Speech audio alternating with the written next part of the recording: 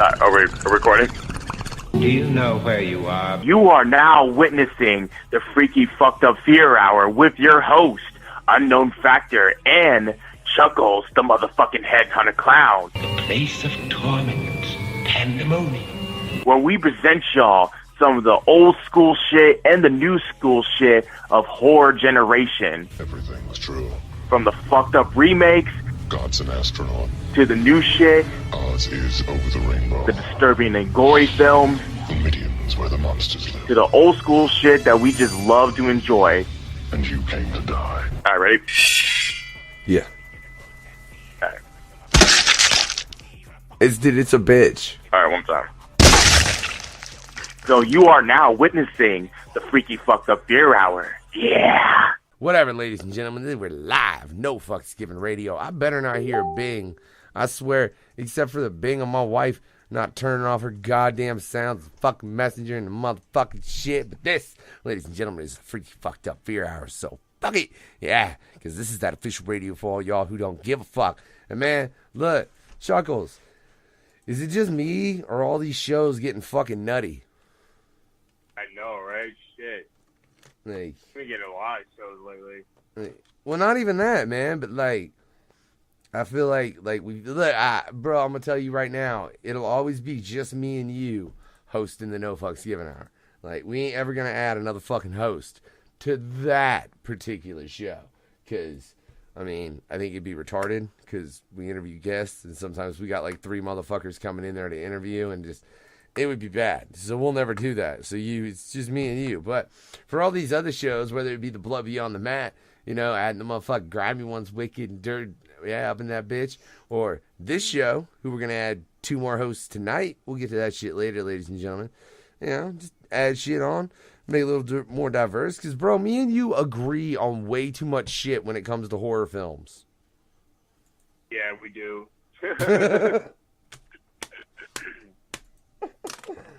Again, I swear I ain't trying to agree with you. I mean, I'm just like, damn, he's right. That shit was good. That's like it. We ain't gonna go much into it, ladies and gentlemen, as much as I really did kind of want to touch on it. We fucking touched on that yesterday, which you'll be able to hear tomorrow on the beginning of the Miss Yayo interview. We're gonna drop that at nofucksgivenradio.com. Yeah, but that'll be tomorrow, ladies and gentlemen. Though tonight is part 2 of the George Romero tribute. May he rest in peace. Yeah, because we went through all them zombie films. And man, Chuckles, let me ask you right off the bat. Let's say I put George Romero's library in front of you. And I was like, all right, man, you got to either lose the zombie films or lose the rest of the films. What you keeping? Oh, shit, man. That's crazy, Yeah. man. That's rude. That's Yeah, that's mean. That's fucking mean. That's what it is. Come on, man. You got to pick. What are you taking? Shit, so we already covered up the zombie film, so we had to move on to the other films that he's been working on, you know what I'm saying? No, but Besides no. zombies. That's what we're going to do, but I'm just curious. If you had both those, like if I told you, man, you could never watch either his non-zombie films or you could never watch his zombie films again, which one would be easiest for you to let go of? I would say, fuck, man. It's like all of them are my favorites, but if I had to say one, and no disrespect to anybody, I might get hated on for this shit, I'll probably get rid of the non-zombie films. I agree. See, this is why we need more fucking hosts on this show, Chuckles. We always just agree with one another. Like, yeah, Factor, you're right. Yeah, Chuckles, you're right. Like, it's too much of us just stroking one another's dicks. The fuck is this? Yeah, for real. You know, but I think you're right, man, just because, especially in that's the man that created that genre of zombie films. But he did create a plethora of other great, fantastic films. And look, oh God, I can't lie. I ain't gonna lie on air. I did not have the time, ladies and gentlemen, to get into some of these films like I would have liked. There are films that I've seen, but holy shit, had it been a minute for a lot of them. You know, I was able to creep a couple of them into my schedule. One of them definitely being Creep Show, which, Man, can I say it was a pleasure to go back and watch that film? Chuckles, I ain't watched that film in at least a decade. At least. I know. It's like one of my all-time favorite films from George A. Romero, especially part 1 and part 2. It's like, oh God, it brings me back hella memories when I used to watch this movie like all the time. It is so fucking good. I tell you the thing I think I love about that film, more than almost anything else, though. Really, I mean, because it's a really well done film, period, overall. You know, but the fact that most of the actors in it, dude, they're fucking comedians, right? In a fucking horror movie, that's crazy. Yeah, like and that used to be done more. I feel like it's not so much nowadays. Why? I don't really know. You know, because who thought Ted Danson and Liam Neeson facing off would ever be that epic? Right? Yeah. I think that's the very first, in our opinion. Yeah, no, I don't think you could achieve that really like that without the presence of a director that had, you know, the notoriety and the skill of someone like George Romero. And it's just one of those things. Like he took a lot of actors in that particular film, really, I think, that weren't known for horror at all. I mean, fuck. Yeah, it was like a different collaboration. When you see these actors, you mostly see them like in a lot of like comedy movies and like comedy sets and all that. I think he wanted to do something different that nobody probably would never ever do. Because when you think about it, when you mix comedy and horror, people can't see it as a serious way because people are going to expect a laugh out of that shit. But when you actually put it together, these actors are actually good, serious actors. When you think about it, when you see them act in the serious roles, they're pretty good. That's why I'd say I think it's funny that's not done so often anymore. Because I think that's the thing with most comedians. But we're not going to get into all that, ladies and gentlemen. That's a whole different fucking topic. This is the George Romero tribute show. But, I mean, for real, I do think overall comedians end up having a way broader range. Or at least great comedians. I mean, I don't, like, if you are a great comedian, you could probably pull some other shit out your ass. You know? Yeah. Man, that's just the fucking truth of it. Yeah, that's Sorry. the truth. Real I had to hit my cigarette, Chuckles. I couldn't help it. Fucking addiction.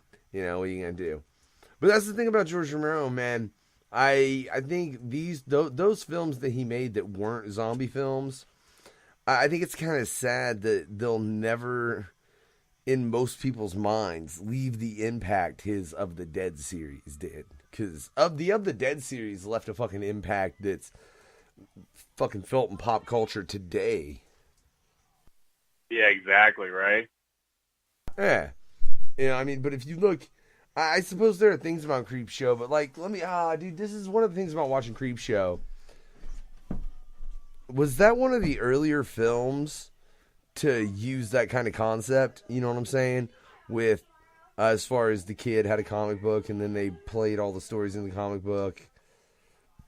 I mean, I know other things Yeah, did pretty that. much, yeah. Yeah, was it? Okay. Because, I mean, I know Tales from the Crypt was known for that, but that was a TV series. I was just trying to think if that was the first movie that had really adopted that form of storytelling. Yeah, Creepshow, I believe, was the very first one that did it before. I believe before Tales from the Crypt. Because this was originally from Stephen King. Yeah, Stephen King pretty much created Creepshow as a book, and then George A. Romero put that as in the movie into it. See, I want to read that book, man. I didn't realize that was a book until, I didn't realize that was a book until I was rewatching the movie. And I was like, oh, shit. And Tom Savini, of course. Of course, Tom Savini did the motherfucking special effects for this. And shout out to the special effects. Like, oh, my God. To realize this fucking film was made in 1982 and what they did effect-wise... Yeah. Like, dude. I got... Because I know The Creature, or The Crate, was a favorite of yours. Like, out of that particular film, what do you think was the best effect they pulled? Because there was a lot. Oh man, pretty much all of them were really good. I would say, if I had to say from 1 to 2, I would say Father's Day and the last segment, they're creeping up on you, were like the best special effects. Yeah, I'd have to agree. I like, man. I don't know though. Fucking, what is it? Yeah, the lonesome death of Jordy Verrill. That was fucking, like, the way they showed the plants spread at the end of that. Oh yeah, and that was actually Stephen King that was in that role too. At first, I didn't know it was him until I watched it again. I was like, oh shit, it was Stephen King. Well, I'll be a son of a bitch. So is Stephen King picks to play the fucking dimwit of the story? Well, okay, man. That's an interesting choice for such a well-established and well-written author. I mean, goddamn, like, he chooses to play the moron? From a guy who makes one of the most craziest, most goriest graphic novels known to man that scares the living shit out of you, plays as the goofy one in the movies. It's like, wow, that just turned to a different turn. That had to be one of my favorite fucking characters, though, for real, because he's so just like the flash bubble thoughts that he had, like going to the doctor. Oh, we're gonna have to cut those off, and the motherfucker pulls out a meat cleaver. Oh, the meteor's broke. Now it's worth nothing, and yeah, especially it's like, and it's funny too. It's like it kind of reminds you, like you're reading a comic book, pretty wise. You know how they're thinking those thought bubbles just like pop up in his head, and you see, and it comes up to a different storyline to it. It was very fucking funny. I like how they worked that, man, and knowing that was Stephen King, because I didn't. I'll be real honest until you just said as much, Chuckles. That gives that's got to make my favorite story in Creepshow. That one then, just because that is Stephen King too, and he plays that part of all fucking things. And correct me if I'm wrong. Stephen King makes cameos in a lot of the films that are based on his books. But that was a pretty big part for him, wasn't it? It was, yeah. Yeah, like in respects of what he's done in the past, that motherfucker was on camera quite a bit. Exactly. Looking like Swamp Thing at the end of that shit. Yeah, when he turned into that whole, like, weed monster, it kind of reminded me of Swamp Thing, like that old school movie Swamp Thing. Oh, yeah.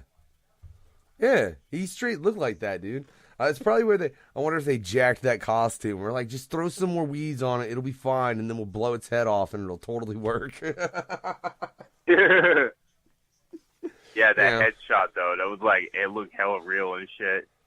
Well, dude, that's because I think, sincerely, don't you think they could have made it real, to where it was just a real gunshot that took the top of that thing's head off? Because, I mean, that wasn't a person's head. You didn't need it to be in any way, shape, or form. You could have done that totally practically. Yeah, but when you get into the mind of Tom Savini, like, he'll find ways to make it look hella realistic. Oh, yeah. Savini's one of those guys that, him and Romero, in my opinion, really made one another's careers. Yeah. Yeah. I mean, dude, well, think about it. They were able to work off one another so well that, and just like create one another's vision and then amplify it. Like, that's literally what they did to one another's careers, man. And now, I mean, God knows George Romero was in the middle of working on more things right as he passed, ladies and gentlemen. If you want to know about that, we can go into that in the past episode.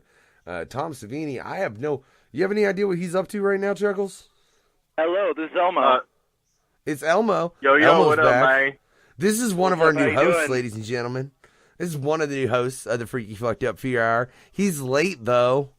The fuck kind of fucking late. bullshit is that? Yeah, I'm pretty fucking late. I have no excuses for myself. I'm just late. He don't either. Because, look, he can't use the I'm in California time zone excuse. Because I got Chuckles on the line.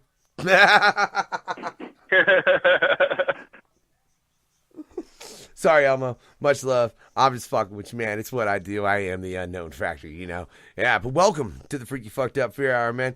He's driving so you can get better reception, ladies and gentlemen, so Aaron can be heard proper. We're actually just in the middle of getting into Creep Show, talking about it. And, man, I want to ask you, because I know you're a big horror buff, Elmo. I want to ask you the same question I asked Chuckles, right? Say I put George Romero's library in front of you of films, like his entire filmography, and I say, okay, you either can never watch his zombie films again, or you can never watch all his other films again. What do you let me take? If you took away all the zombie films and all his other movies? No, one or the other. I could only have one or the other for the rest of my life? Yeah. Yeah. I gotta say his other films. Oh. Oh, okay. Because I'm obsessed with both Creep Shows. I'm really into Tales from the Dark Side, and Martin was fucking amazing. So, yeah, I don't know. It's yeah, I don't know. He makes great zombie movies too, but yeah, Creep Show just has too much of a special place in my heart for me to give that one up. See, this is why we need to. Oh, go ahead, bro. Yeah, on my side, I said the zombie films because I always had to go with the classic because that's like the main genre that George A. Romero pretty much created. You know what I'm saying? Oh yeah, of course, yeah. I mean, I definitely that view definitely makes a lot of sense. But this is just my own little personal preference and opinion. But yeah, zombies movies are pretty fucking amazing too. I mean, definitely not trying to say that to discredit them, but oh no, it's good, man. Look, that's why I wanted to bring in some more hosts, because me and Chuckles, we fucking agree on everything horror movie related. I swear to God. So so it's actually good to have a little bit of a alternative opinion coming into the show a little bit. Yeah, man, because we both said zombies. So we don't have to agree with too much shit. So we have another person's opinion. So it's another person's rating for this shit. You know what I'm saying? Yeah. Okay. For chosen. Hell yeah, hell yeah. And like I said, this is the George Romero tribute, ladies and gentlemen. Freaky Fucked Up VR. Elmo joining us. Yeah, that third host. And man, I'm pretty sure we're going to have a fourth joining us later. I don't know. He might be really busy selling glass. We'll get to that shit at a later point. Yeah, ladies and gentlemen, no. But hey, you say Martin held a special place for you, and it's just a great film. Man, look, I feel like I'm slacking like a motherfucker, because I couldn't even find that somewhere to go and be able to check it. I guess I should have checked Netflix though, and I didn't. Oh, I actually this one way I actually find more obscure movies is I'll type in the name of the movie on YouTube, and then I'll put full movie, and usually the older ones it'll link you up. That's the way I've found a lot of the other less. The thing is with YouTube is that they don't usually flag older movies. They only really flag the new ones. Yeah. So I actually watched Martin on YouTube, and I really enjoyed it a lot. I watched it actually one time a long time ago, and I was kind of younger and I wasn't super into it. And then watching it again, I was like, Jesus Christ, this movie is fucking amazing. Like, I don't know, I feel like when you're a little kid, sometimes you miss certain things when you watch movies when you're younger, and then some movies you watch again when you're older, and sometimes they'll be better than they were when you're a kid, and sometimes they're worse, but this one was, like, way better the second time I saw it. Oh, yeah. Yeah, the Teenage Mutant Ninja Turtle films do not hold up from watching them when you're a kid to watching them now. But I need to watch this Martin film again, though, but I'm looking at a couple things. I will say Romero apparently claimed that Martin is his favorite of all of his films, like personally. It also is the first film where him and Tom Savini got together and they started working together, which obviously if anyone knows anything about George Romero's career or has been listening previously, him and Tom Savini really helped make one another's career respectively, as far as Romero giving Tom Savini really fucked up films to work on to where he could do crazy shit. And Savini taking it to a whole nother level and being like, hey, George, this is what you wanted? How about this? And making it worse. And fucking Romero being like, hell yeah, let's roll with that. I mean, that's sincerely what they did. It apparently was also The film was seized and confiscated under the UK, or in the UK, under Section 3 of the Obscene Publications Act of 1959 during the video nasty panic. So this shit was so bad it got seized in the UK. Oh yeah, I actually was just watching. I have a Shudder.com account, and it's kind of like Netflix for horror. And I just watched a couple of documentaries on the video nasties. And the crazy thing about watching it, I was like, dude, I could have like gotten arrested for most of the movies I watched as a kid, because I really like watching a lot of weird, obscure stuff, like like general, like, I don't know, a lot of the general like box office hits I get like bored by. I don't know, I just like weird shit. Now wait, now I have to ask then, man. I gotta ask, Elmo, have you seen it? I've seen the original. I have not seen the remake. I was actually going to see it on my birthday next week. I was going to go see it in theaters with some friends because I figured my birthday lands on a Wednesday. Yeah. Fuck off. We'll talk about it next month. Man. It's actually really, really good. Oh, yeah. Nice. Yeah, I've been hearing really good things, and that's unusual to hear from a movie that's a remake of any sort, you know? Exactly. At first, like, I think this happened years ago when they just announced that the It movie was going to be remade. I swear to God, this might sound funny as shit, but I posted a fucking death threat before whoever was making the fucking movie. I was so mad at first, but then when I first saw the trailer, to this day now, it actually got my interest. And when I actually finally got to watch the movie, and by the way, I was in a fucking long-ass line on the second day it came out. I had to sit in front row seat, but it was a good seat. Saw the whole movie throughout the beginning to the end, and I had to honestly be saying, man, it was actually really good for a remake. Really, really good. That's really good news. What my friend was describing it to me and stuff, and he's like, yeah, and there's going to be separate parts of this movie, and I was like, is this going to be like the Lord of the Rings of like horror or something? Because like, I won't give you any spoilers of that, yeah. But yeah, I think it's like, oh yeah. No, but you can't compare it to the Lord of the Rings of fucking horror films. And I say that specifically because there was more action in the movie It than I think there was in at least the first two Lord of the Rings films. Jesus. Oh, I'm actually not a big Lord of the Rings fan. I wasn't saying it for that. I was just talking about the chronological, like, I guess there's going to probably be like 2 or 3 more It movies that are like 2 hours long or something. I don't know. I've been reading some internet rumors and stuff, and I know they're making a sequel. But yeah. I'm not trying to make that comparison as in they're similar movies at all. Oh no, man. I meant it as purely as I would consider Lord of the Rings a slower film than what It was. Babe, would you agree? The new It compared to Lord of the Rings, I'd say the Lord of the Rings is a far slower film. Oh yeah. Chuckles? Yeah, it was hella slow. I'm not a fan of it. They're slow films, man. That movie, that fucking It. God damn, that shit had one real comical bump, and then got real violent real quick, and I appreciated that personally. I don't know what that says. And you know what's so... Yeah. Go ahead. Yeah, sorry. Yeah, you know what's so funny is that there were some scenes that were unexpected that you never seen in the trailer that you thought was going to be in the movie, which was a good fucking idea that they used that. I think, you bring up a good point, Chuckles. I think they did do that well, and a lot of movies have a problem with putting too much in the trailer and just fucking showing you most of the film. But I don't think that happened with this movie. There was so many fucking things that were in that movie that I never saw in a trailer. Now, mind you, I don't see a lot of trailers, ladies and gentlemen, but I mean, I'd like to say I see enough to fucking be able to notice some shit like that. And yeah, that shit, phew.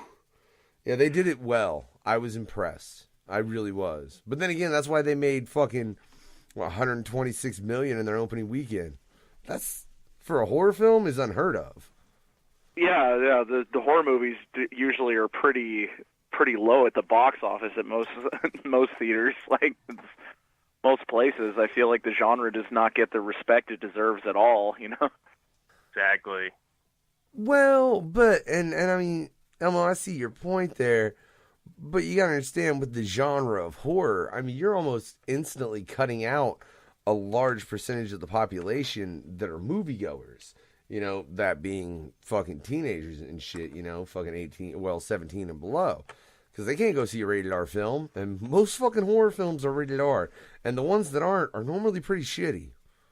Yeah, occasionally I bet I'll end up at a PG-13 horror movie because a friend really wanted to see it, and then I go and I'm just like, wow, that was not scary. I just saw that like I think it was a year ago. I saw this movie in theaters where it's like Kevin Bacon had some autistic son who could communicate with ghosts and stuff from an Indian reservation they went to. It's like confusing and stupid. Like, Yeah, right. I'm trying to remember the name of that movie, but I remember watching it, and it was like, and they just specifically were like, autistic children can communicate with the dead. I was like, what? Why is that a thing? I've never heard that. Wait, what? Look, that's less believable than the fucking Crazies, because for real, this shit is the George Romero tribute, gentlemen. Let's get back to it. Yeah, but I honestly... Yeah.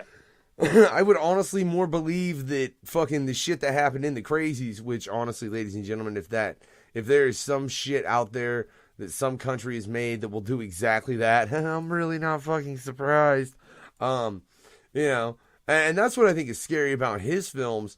In so many of them, they're grounded in real realism. You know what I'm saying? Like, there's a note about them where it's like, hey, you know, two things and this could happen, you know? Especially when it comes to the Crazies. Like that one in particular. Because all that is a fucking biological weapon. And fuck. It was bath salts before bath salts.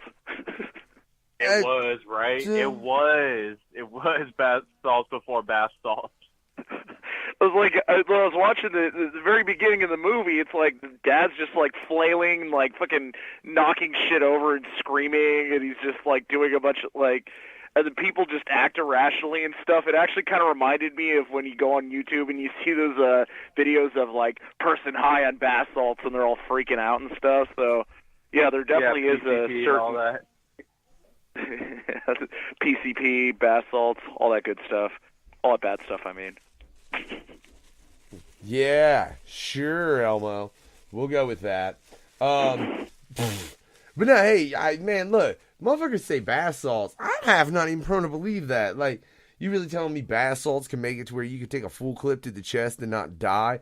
I don't know. There's something suspicious about that. I really think somebody made fucking George Romero's crazy virus that he had in the Crazies and made that shit real. That's one thing I really wouldn't be surprised about. And you say George Romero was bath salts before bath salts. Maybe fucking... Romero is Nostradamus because we're certainly all walking around like fucking zombies now on our cell phones and shit. Maybe the next step is they're legitimately going to drive us crazy with a drug.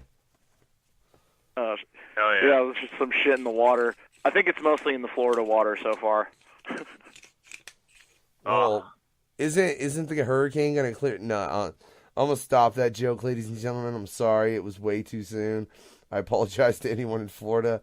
I hope y'all are doing okay. We got Critical Thinking down there. I know the guys from Critical Thinking are okay. I'm glad to hear that. You can catch Critical Thinking, by the way, right after us tonight on the Freaky Fucked Up Fear Hour. Yeah, sorry. Man, you got me making way too inappropriate of jokes, Elmo. What the fuck? I'm good at that. I do that enough on my own. I don't need help being any more inappropriate on this radio than I already am. I promise. So what do you think of midgets?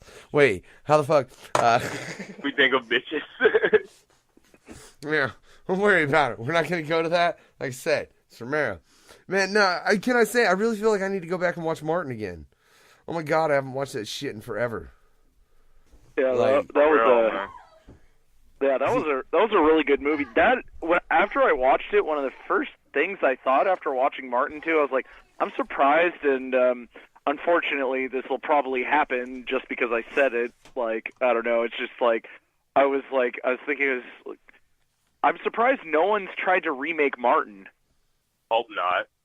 Yeah, I mean, I just It's like, Yeah, I think they noticed. That movie was too good.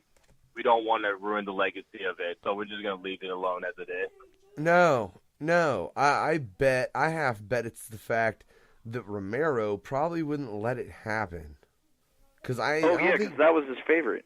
Yeah. If that's his favorite of his films, I mean, why the fuck is he gonna let a remake be made of it? If it was, he's probably no, fuck you, bitch. I did that shit perfect. You leave that the fucking long arm, will punch you in the face. You're like, George, you're 80. I don't give a fuck. He'll literally have a fist fight or even summon up a fucking zombie like in the video game he was in, just to let them know that don't fuck with my Martin. Hell no, man. He summoned up Tom Savini, you know? Tom Savini bring fucking, oh shit, I can't remember the fucking Del Toro or oh no, not Del fucking, oh shit, I'm having a brain fart, gentlemen. The guy that played Machete. Chuckles, help me out. Danny Trejo, there you go. Yeah, Danny Trejo. Yeah, see? So he brings Danny Trejo, and you should just really not fuck with George Romero if he's got them two with him. Like, I'm good. Never mind. My bad. Yeah. And so I can understand that, but it does make me curious. I mean, you say there's a possibility of that getting made now that you've said it, and I think it's more now that he's passed. You know, so he's not going to have that say anymore. Oh, yeah. That's going to suck. Yeah. Because I've had childhood horror movies where I'm like, I really hope they don't remake this, and usually the ones that I'm like praying they don't remake get remade. Yeah, and Romero has certainly had a number of his films remade at this point. Like, I'm really surprised they haven't tried to remake Creepshow. Really. That one sort of surprises me that they haven't tried to... Because they could do that at what I feel is probably a fairly lower budget. I mean, I don't think it costs them that much to do. And to do fairly okay. I mean, the main thing it's going to depend on is the directors and the actors within it. It's not, I mean... Man, if they ever do a remake on Creepshow, man, you know someone's going to start a fucking riot. Bro, but what if they did it perfect? How do you do that? Still, like, I don't know. How can they you make it perfect, though? Hey, look, they did it for it, didn't they? We're talking about George A. Romero film. Okay, but that was some Stephen King shit, and I'm pretty sure most people would agree if it was made right in a film, you should probably not fuck with it because it's Stephen King's work, and that shit's easy to fuck up. Oh, yeah. See? So I think George A. Romero's the same way. But I mean, if you look at his films, too, Jesus, how many of his films have been remade at this point? Because, I mean... he himself remade Night of the Living Dead, and then they did Dawn of the Dead was remade. I believe they also remade... did they remake Day of the Dead? Yeah, they had this one shitty version of Day of the Dead with Nick Cannon in it. It was fucking horrible. Oh, yeah. I can't remember. It's hard. They also remade The Crazies. I like both versions of The Crazies. I think they're both great films. Yeah. Fucking... What else besides... Do you guys know what else besides his shit was remade besides those three? Or four? I'm trying to think. I don't know. I honestly think that was all. And actually, technically, he wrote... Oh, that's funny. He was the writer of the remake of The Crazies. So, I mean, technically, I don't know if I would count that because he remade it himself. So... like if George Lucas was like to go back and be like, I'm gonna fucking well, I know this would piss people off, but if he went back and made A New Hope again, is that really a remake or him just doing what the fuck he wants with his property? I think it was more of a revisit than a remake. Yeah, I can agree with that. Like just to update that shit, because I mean it was something that they definitely were able to take farther with just fucking the development of technology in film. Yeah. I think, dude, look, that's kind of it. Within his films that are non-zombie related, and I know that's kind of close to zombies, that's a personal favorite of mine because it's a take on the whole, how many weeks later or whatever? 28 days later. 28 days later, 28 weeks later, all that shit. Yeah. It's a take on that with the the rage virus, and he was able to have that thought way the fuck early on. Because I mean, when people see it now, they instantly think, yeah, somebody's making that shit. Which you're probably right. Somebody probably is making that shit. But I'm telling you right now, George Romero was thinking that a long fucking time ago. Yeah, I think I heard that. I remember hearing something like George Romero was like bothered by the fast zombie trend that started from 28 Days Later, like it bugged him or something. Yeah, we were on that on the part 1 of the George A. Romero tribute, that he was not a fan of running zombies. Even me, I'm not a fan of running zombies, because when you think about it, it's kind of an unfair advantage if you're trying to survive to a zombie apocalypse and you see a fucking crazy-ass zombie running towards you and he jumps you right from behind. He said zombies who walk more, or the slow zombies, the ones that walk, are more scarier. But as running zombies, it feels like it's an unfair advantage. You know what I'm saying?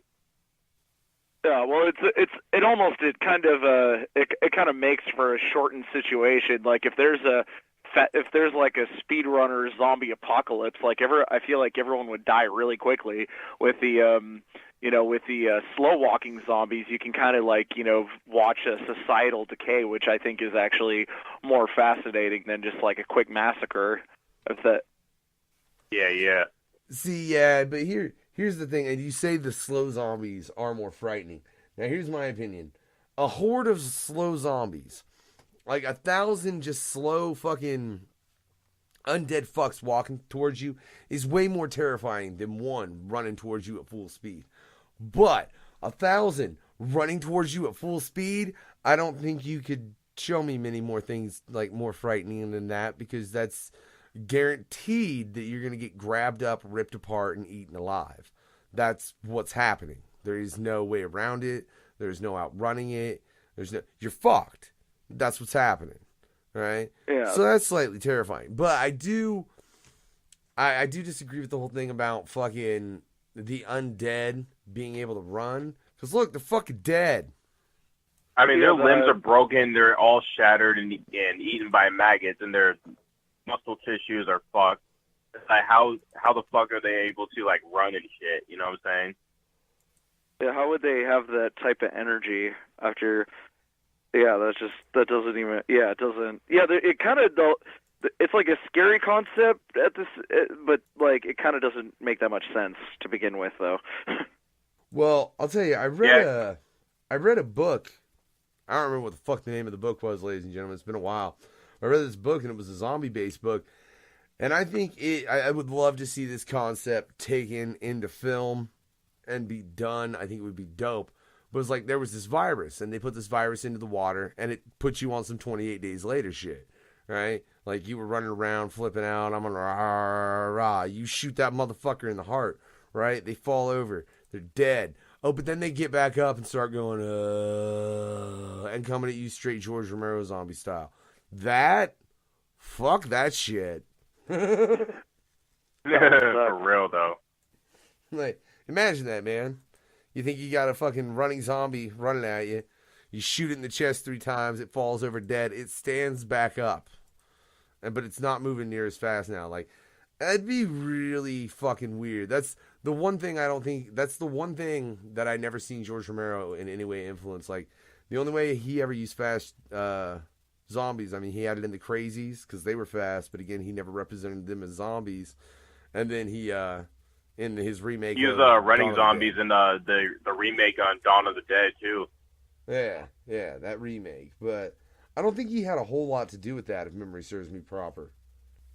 Now I've got to check. Yeah, I think it was somebody else's idea to bring in running zombies in that remake. I don't think it was his idea in the first place at all. He was just the writer. That is all he was on this. Let's see. I ain't reading all that. It's too much, gentlemen. What the fuck? Yeah, I'm looking at the list of movies he's credited as writer on, and he wrote Creepshow too. Oh yeah, it's amazing. He's definitely one of those guys in the entertainment industry that wrote and directed a lot of his shit, and I think that's impressive because, I mean, not a lot of motherfuckers. There are not a lot of really, really well-known directors that wrote all their shit. There's a handful. I mean, I could probably name most of them off the top of my head, like Quentin Tarantino, obviously George Romero wrote a lot of his shit. Guy Ritchie, I don't know if he's that big as the first two though. I don't even think I can name like guys that really write and direct most of their films, short of Tarantino and Romero, as far as, you know, being bigger names. And then Guy Ritchie would be the next one I could think of. You guys? What's his name that made the Sin City movie? Oh, not Frank Miller. I mean, Frank Miller was involved with that, but oh, fuck you, Chuckles. That's my film too. I love that, and the comic book series. This is shit. Oh yeah. Well, you gotta fucking put me on the spot because I cannot remember who actually did that with Miller. Quentin Tarantino helped out with that film, the first movie of Sin City. Oh, it looks like he was also in an O.J. Simpson documentary in 1974. Robert Rodriguez is who you're thinking. Robert Rodriguez, yeah, that's his name. Yeah, he does a lot of screenplay on this shit. Shit, can I just say too, you can't tell me you can't see the influence that Romero has had on fucking Robert Rodriguez specifically. Oh yeah. You know, when you watch a lot of Romero stuff, you kind of just see how like a lot of stuff is generally influenced by him. Like, for real. Well, but that's because, like me and Chuckles spoke on in the last episode, Romero in his filmmaking, he didn't create great films. The man created a subgenre of horror, and then also created several other great horror films. And that's the sad thing, I think, that'll always be the case with Romero is I think those films will always be outshined by his Of the Dead series, regardless of what happens, just because of how big zombies got in pop culture in the long run of things. Oh yeah, and I mean, it's hard to meet anybody who hasn't seen the original Night of the Living Dead. I mean, who hasn't seen it? I don't like. Seems like no matter what age you are, you've seen that movie. Like, it's just, I've never met anyone who hasn't seen that movie. For real, and if you call yourself a huge zombie fan, but you've never seen the original Night of the Living Dead, you deserve to get punched in the face. Oh my god. Hey man, my 8-year-old has never fucking seen the original Night of the Living Dead. Are you telling me, Chuckles, she deserves to get punched in the face if she says she's a fan she's a of zombies? kid. That's a pass. But as a grown-ass man who never seen that first original zombie film, then yeah. He's trying to get me to punch the kiddo in the face for saying she's a fan of zombies and not having seen the original Night of the Living Dead. Yeah, she does. She's only 8. She's got time. Dude, I'll get her to watch it sometimes. Like, I'll tell you, sometimes we'll be sitting watching a film for this fucking movie and she'll come in. Sometimes she'll get into it. Sometimes she's like, what the fuck? And walks away. You know, it just depends on what it is. This is true. And we're going to get into way more fucking films on this show, ladies and gentlemen. That's what we do. But this, again, is the George Romero tribute. If you want to hear about his zombie films, well, fucking listen to the other one. I promise, I had way more information on those because I've watched the shit out of them. Yeah. I hadn't done that so much with his other films. I realized that. It's terrible. Chuckles, I fucking slacked on this goddamn show. What the fuck is wrong with me? Like, there were some films that I watched because, to be honest, he made a lot of fucking good-ass films. Sometimes we might be busy on our time to... We might be busy on our own separate times. We couldn't be able to watch all of them, but we're going to get into, like, a few that we know for sure. Like for Creepshow and Creepshow 2 and Tales from the Dark Side, I know them by heart. Tales from the Dark Side is a great show. I love that show. Now I want to see, because like movie. I said... Well, yeah, and Bloody Ruckus fucking had me watching some Tales of the Dark Side, because like I was telling you guys, that the episode with George Costanza's father, who the actor's name I can't remember, but it's for anybody out there that's watched Seinfeld's fucking George Costanza's father. He's playing like he's in a radio, and he's an asshole DJ. So I guess I can see the common reference right there, Ruckus. Thanks for knowing I'm an asshole DJ. And like every time he answers the call, he's like, fucking Harvey, blah, blah, I fucking hate you. What do you want, you know? And he ends up dying and going to hell, but he's still in this studio just taking calls endlessly. And Ruckus is like, man, that's what's going to happen to you. I'm like, fuck you, Ruckus. You're just going to be in DJ hell. Man, I don't want to fucking... Look, if you told... like, hell, just in this studio constantly, like, having to be on the radio all the time, that probably would eventually end up being hell. Because, like, eventually I'd be like, I'm fucking done with this goddamn shit. And, like, yeah. But, you know, in all honesty, I think that's the way with anything. Ladies and gentlemen, you sit and fucking do one task. At a certain point, you ain't gonna want to do that one fucking... You can sit and have sex. And eventually, you're gonna be like, yo, I need 10 minutes of not fucking. And I'm a fan of fucking, ladies and gentlemen. You know, but eventually I'd be like, I need 10 minutes. Sometimes you need that water. Yeah. You know? That glass of water can save your life. I wish I could... Man, I was trying to pull up a list of the episodes that this fucker had directed for the Tales from the... the fucking Tales from the Dark Side. I'm just showing the fucking movie, though, which is bullshit. Let's see. I'm on the IMDb of the TV show. Let's see. Yeah, they had a section of which ones. Let me go to the section of which ones he actually wrote. Let me pull up the list of the ones he actually wrote. So that motherfucker did so many. He got his own section. That's what's up. Yeah. Right. Grind like Romero, ladies and gentlemen. Make sure there's a TV show that somewhere has a section just for what you did on it.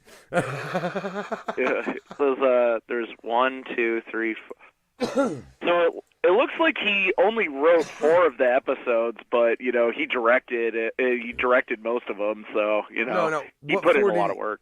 What 4 did he write, man? You got it right there, right? Yeah, it says for the ones he actually wrote the script to: Baker's Dozen, The Circus, The Devil's Advocate, and Trick or Treat. Oh yeah, in fact, Trick or Treat was a pilot episode. That's what it says. I actually just watched that today. I just want to point out that the episode that I was talking about, yeah, that's The Devil's Advocate. Oh, that is, yeah, he's the radio VJ in hell. Yeah, I think that was actually the first episode I actually saw. I was at my grandma's house, and it came on TV, and I think that was the first episode I saw. And then I ended up renting a bunch of VHSs of it because I was got super fascinated with it. Do you know that episode, Chuckles? Oh yeah. What are you eating? He was trying to sneak a bite of sandwich in. He's like, damn it, Factor, you weren't supposed to ask me a question. You were supposed to respond and talk for a minute, you fucking dick. I'm trying to eat this sandwich. But yeah, I've seen that. Yeah, I know that episode. Yeah. That's crazy. Romero wrote that as well.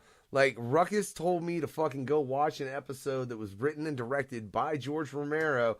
I don't even think he knew we had this show coming up. Hey, thanks for the assistance on the research, Ruckus. Shout out for that shit, for real. You had me watching some shit to research some shit I didn't even know it was research. But it was dope regardless. Yeah. I think that was interesting, too. Like, dude, that motherfucker had a way with tales. Like, just telling a story that would take turns that you're like, what the fuck was that? Right. Oh, have you heard of Two Evil Eyes? I have heard of it. Yeah, so I actually did. I actually just watched the first half that he directed, so I could just, kind of do my research, and it had a very interesting take on, somebody coming back from the dead, and the thing is this dying, there's this woman, this total gold digger, marries this old guy for his money when he dies, and he's on his deathbed, and then her lover is using hypnosis to make him sign all this money to her so they can run off with the money. And then he dies, and then they start hearing his voice talking to them because he's still under hypnosis, and the hypnosis is still working even though he's dead, and the hypnosis actually crossed his soul into the living world. It was pretty trippy. Yeah, and also one fun fact about that movie when it was made, it was actually written and directed with Dario Argento, who made a lot of like those gory like Italian horror films like back in the day, and he collaborated with George A. Romero to put that film together, and that was a good ass collaboration. Yeah. Yeah, I gotta watch the other half when I get home. I just kind of what I did is I just watched the first half that he directed, and then I kind of went and watched some other stuff. You know, I was just trying to do my little research of George Romero stuff because lately I haven't been last couple of years I haven't been really watching a whole lot of the classics, so it's good to get back to some more classic horror. See, yeah, when you actually watch through the movie, man, it's pretty fucking dark. It's pretty fucking dark. See, and he thought he had till fucking 9 o'clock his time, I think, too, and that was not the case. Elmo, sorry about that. Oh yeah, well yeah, I got things mixed up. Right now I'm looking at the clock. It says 6:55 here. Where is it there? I'm in Indiana, so it's fucking 9:56. Well, 9:55. I'm fucking 3 hours ahead of y'all. Oh, yeah, it's like shit. 6:54 right here. Hey, you know. Oh shit. Y'all are fucking. We're time traveling, ladies and gentlemen. I want you to realize that, right? They're in a completely different time than I am, right? Does that mean we fucking broke the dimensions and shit? I don't know. You gotta tune into Aliens at Your Broadcast to find out more about that, motherfucker. This shit is the freaky fucked up fear hour. You know what? I don't know. I don't know why we get so into these fucking horror films. Guys, I really, really, truly think, though, that it might just have something to do with the fact that I like a fucking bloody Rorschach. Yeah, by myself, the unknown factor. We'll be right back. What? Shows and Factor. You think you know me? Got issues in my head. You never believe me. All I wanna do is get real vicious, so sick I should probably be committed. Psychiatrists tried, but they didn't. Now all I do is spread this wicked. You call me the unknown factor, just realize, bitch, you don't even matter. A question mark, wrapped in an enigma. Best believe I bring it worse than the realest. Second body somewhere in your neighborhood. Coming for you next, maybe I should. And you can kill me first, but I'll kill you last. Like a phoenix, I was rise from the ash. Come back, just to finish the job. You got me once, so this time let's change the odds. Stick up behind with a double barrel 12-gauge fire and both. Watch the blood spray and sit back. Show the art of the wall, just like the Rorschach from way before. It didn't help me then, maybe it will now. Find my answer in the gray cloud. Bloody Rorschach on the door. Bloody Rorschach on the floor. Bloody Rorschach can't take it anymore. Bloody Rorschach gotta make some more. Bloody Rorschach on the floor. Bloody Rorschach on the door. Bloody Rorschach can't take it anymore. Bloody Rorschach gotta make some more. Shrinks wanna show me the picture. They all started to look like a mirror. Something reflected back. Something from my past. Something wrong. Making red, not black. So I put that shrink on her back and slice, dice, chop. I continue to hack away. Chop, slice, dice, chop. I need that arterial spray. Sit back. Check out the Rorschach I made. Gotta use it before the power fades. Fuck, it's gone. Gotta make another. Gonna lose our soul. To the fucking slaughter. Bloody Rorschach on the door. Bloody Rorschach on the floor. Bloody Rorschach can't take it anymore. Bloody Rorschach gotta make some more. Bloody Rorschach on the floor. Bloody Rorschach on the door. Bloody Rorschach can't take it anymore. Bloody Rorschach gotta make some more. Gotta find something in this blood pattern. It's all that's left. It's all that matters. A complex composure with a bloody description. Gonna keep making them as long as I'm living. Helps to see things that obscure your beliefs. Hidden for so long, time to make a breach. And for that, I need more blood, spill enough to cause a flood. Shut the barricade, the valley swords through. Surprised at them, I begin to execute. Cause it's always a fatal attraction. I'm drawn to evil, gotta take action. Abominations everywhere, need the blood scream. Helps calm the voices in my dreams. Bloody Rorschach on the door. Bloody Rorschach on the floor. Bloody Rorschach can't take it anymore. Bloody Rorschach gotta make some more. Bloody Rorschach on the floor. Bloody Rorschach on the door. Bloody Rorschach can't take it anymore. Bloody Rorschach gotta make some more. And all the whores and politicians will look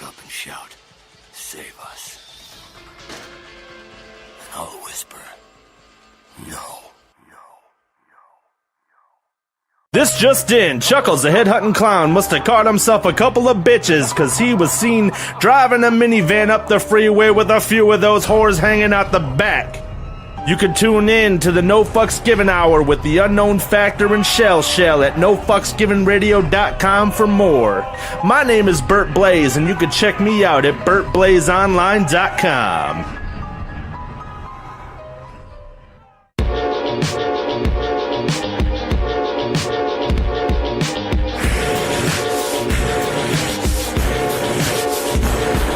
It's all fun and games when you're trying to act tough. When you think you got the balls enough to fuck the wrong crowd. When you're messing with the freaks and you're fucking with the freaks. So you get your ass beat and leave you rotting up in hate smoke. Then that grandma put your knife and slit your mama's throat. Then that leave her in the dirt, get devoured by the crows. I'm about to take your soul with a swing and a machete, bitch. Slice you up in a million pieces so there's nothing left, trick. Cause I got a serious mental problem that I have to release upon you pussy ass niggas thinking shit don't stink. It's fucking hysterical, gonna make your lives so miserable. As I cock this 45 and let it shoot your pupil. God damn it, like some devils in a human flesh. About to put an end to back and rappers. I mean, they're the best, and Mrs. Karma's a bitch. When we punch them in the hood and cross them out by one for the greater fucking good. Fun and games when a faggot talk shit until we toss them in the pile and we hack them in the biz. Say cold shit, cold shit, cold shit, cold shit. And if you're down with the cold crew, you gotta represent by drinking the Kool-Aid and you say it like this. Say cold shit, cold shit, cold shit, cold shit. I'll be the only person you ever should fear. You'll see, death is near, so you better stay clear. We be the only clique that be killing them all. All in the mall, Holocaust, hot Molotov, your shit in your drawers. Yo, Freddy is back in an all-black Cadillac, bumping this track. I'll be busting off caps in the back of the lack while Freddy's laughing at your ass. What you think about that? We some killers from the Midwest, baby, it's true. Hey, do these other rap cats thinking we rule. It's true, yo, do. My crew's cuckoo, rocking granny panties while we eat up all the Fruit Loops. Man, yo, this can't compare with my suicidal thoughts, so please stop the staring. Loaded clip, loaded 45, blow my brains out, they won't take me alive. Come on. It's all fun and games when a faggot talk shit until we toss them in the pile and we hack them in the biz. Say cold shit, cold shit, cold shit, cold shit. And if you're down with the cold crew, you gotta represent by drinking the Kool-Aid and you say it like this. Say cold shit, cold shit, cold shit, cold shit. It's all fun and games till your brain sting my shirt and your blood squirts. From the bullets I disperse, no need for a hearse. You going straight in the dirt, I'm diverse with killing, so it looks perverse. Yeah, my verse gets worse, cause I'm cursed with these demons that wanna see you chopped up. I wanna see you bleeding.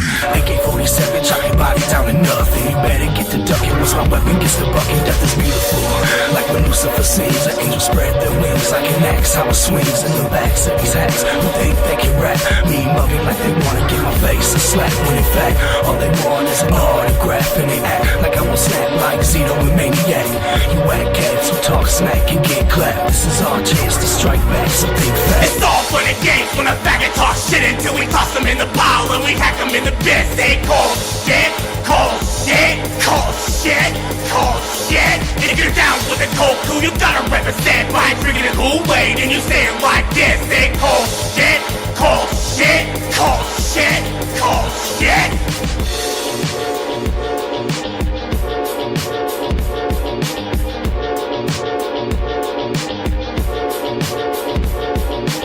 Hold on. Ladies and gentlemen, we're back. No Fucks Given Radio. Yeah, I always got to tell motherfuckers to shut up because I don't pay enough attention to how much time's left in the track. And I'd be like, shut the fuck up, y'all. I got to go live because this is No Fucks Given Radio, the freaky fucked up fear hour. And that official radio for all y'all who don't give a fuck, ladies and gentlemen. I am your host, The Unknown Factor. You know, it's that fucking fucked up freaky fear hour fucking shit. So I got Chuckles in this motherfucker. And we got one of our two new hosts in the house, Chuckles. Where the fuck's the other, man? He's, man, I think he got into his own stash and it's like, and just spaced it. What you think? Yeah, and he say he don't smoke no more. That's a fucking lie. Man, I don't buy that shit. Whatever. I don't do bath salts, I swear. No, Hey, this look. dude, he owns his own bong shop and shit. He might have some weed on him, but he say he doesn't smoke weed no more. That's a fucking lie. How are you going to work at a bong shop and not smoke? Right. And he is working right now, too. That's some bullshit, ladies and gentlemen. But this is the Freaky Fucked Up here. We got Elmo in the house, that being one of the 2 new hosts, man. Hopefully, if fucking this motherfucker don't call in by the end of the show and at least get into it a little bit, we'll have him here next month. What the fuck? That's what we do. Yeah, but right now, man, we're on that George Romero tribute. This show, again, is covering all of his non-zombie films, which my ass needs to watch several. I swear to God, it's terrible. I'm going to do research for this show after the show when I totally should have done it before. I just didn't have the time then, guys, but I still intend to watch this. Rest in peace, George. Much love, right? But what the fuck we going into next? I think we were talking about Dark Side, but... Oh, the Dark Half? The Tales from the Dark Side. Yeah. Oh, yeah, we were talking about Tales from the Dark Side last time. And we were talking about which ones he actually was like the screenwriter for.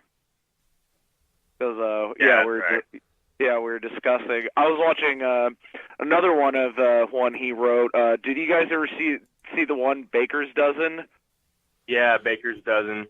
You'd have to remind me. That was kind of trippy. Like he fucking dips the cookie in the coffee and like burns her leg. Because of like the cookies are like little voodoo dolls, and then he just keeps burning the keeps like dunking it in, burning her leg more. He's just like laughing maniacally. I was like, this dude's twisted. Dude, I would love to have a cookie that was actually a voodoo doll. That I can find any enemy that I fucking hate and just dip the shit constantly and just watch it or hear their screams from another side. Sweet, chocolatey, delicious revenge. Damn, bro, yeah. I'm sorry. I'll fucking do my research next month. I'm sorry. Now I just want cookies. Right? I don't know, man. I just had fresh brownies, so whatever, y'all. Brownies would be good for a voodoo doll. Well, then fucking whoever was the voodoo doll that was my brownie is getting digested, and that must really suck. Like... I don't know. Because then, like, you ain't even burning them anymore. You're, like, fucking cooking them in acid. What do you think that looked like if if somebody was a voodoo doll and you ate them and they were cooking away in your stomach, what do you think that would make the person do? I don't know. Oh, shit.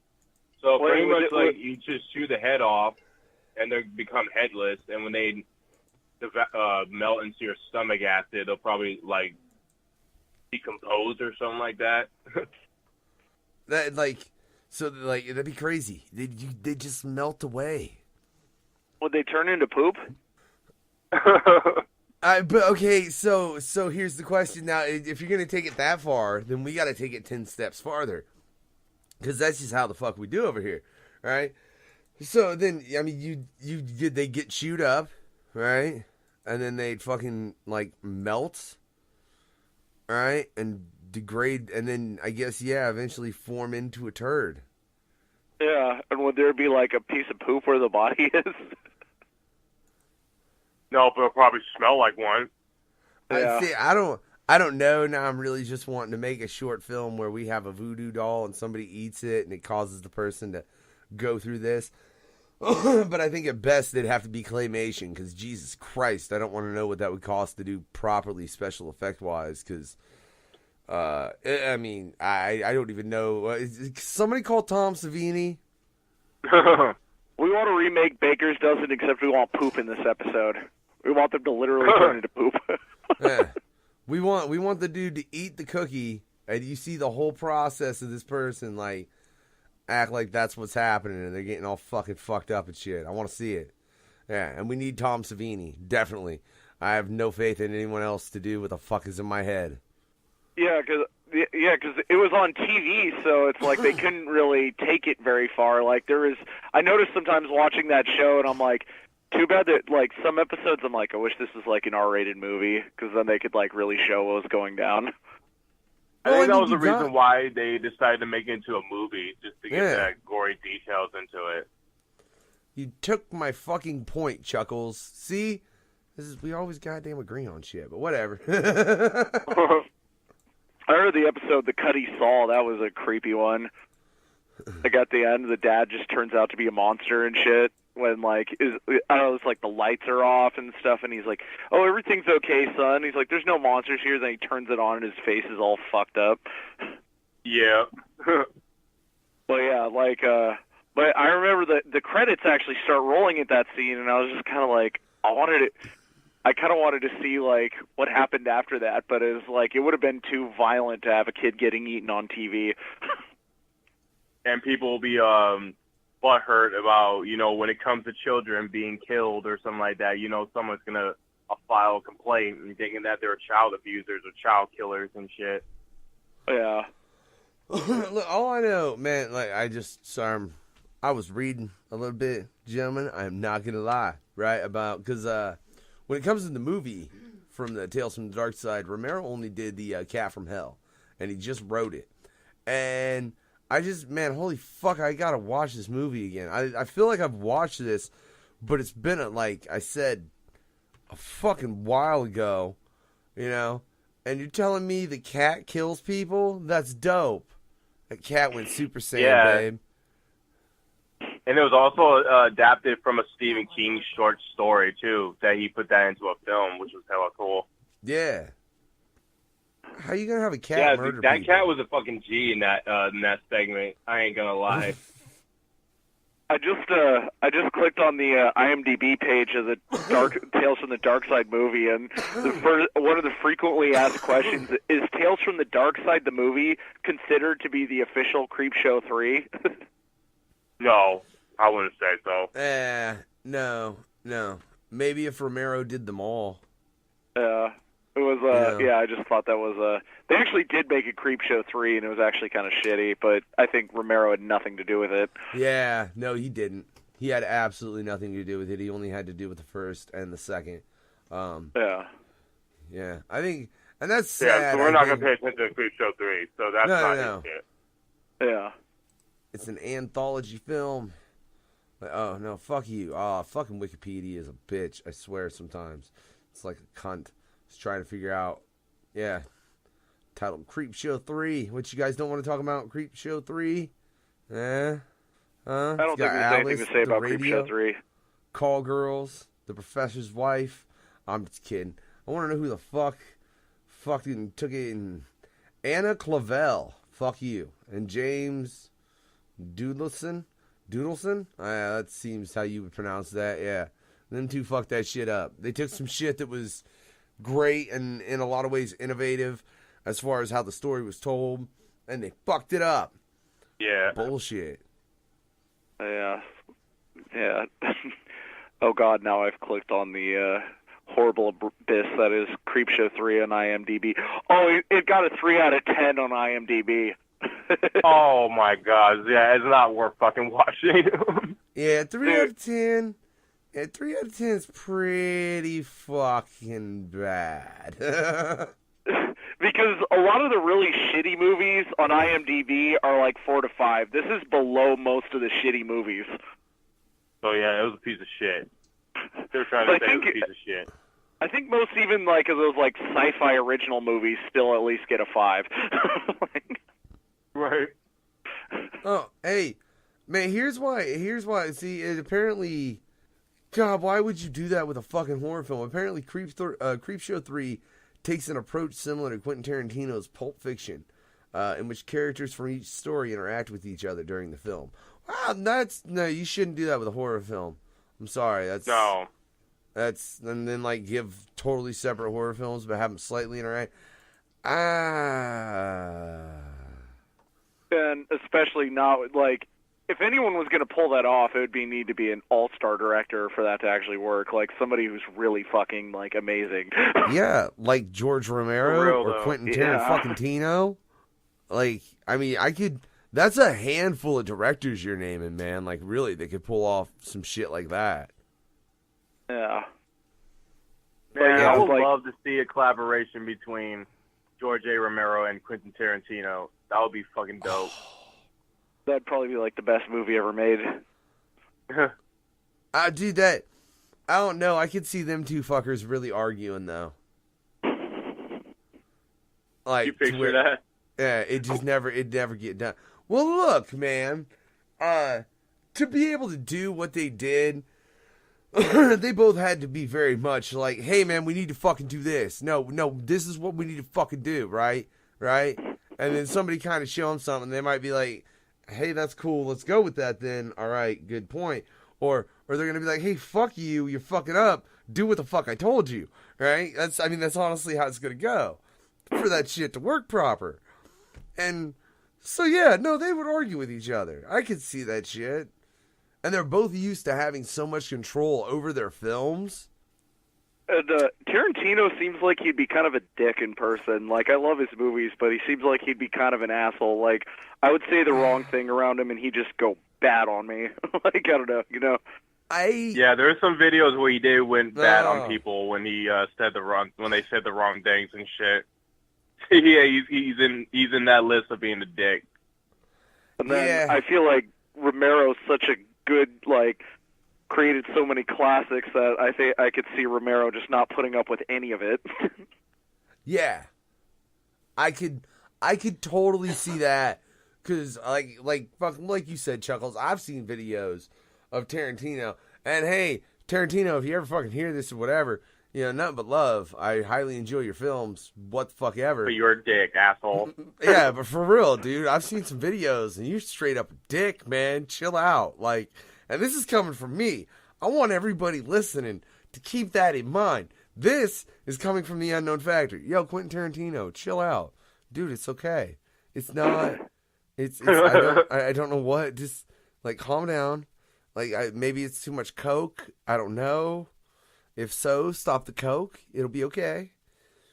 Whatever. Or maybe the cocaine makes his movies so good.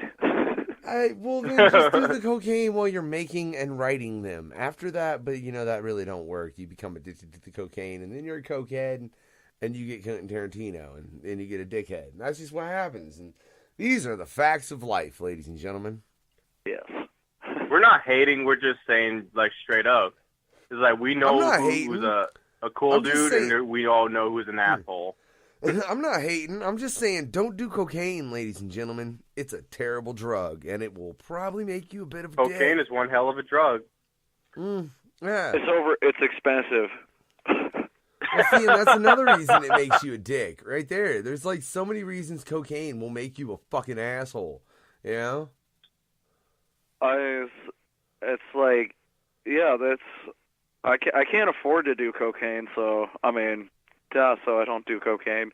I'm too broke for that shit. Wait, so if you had the money, why the fuck are we getting into...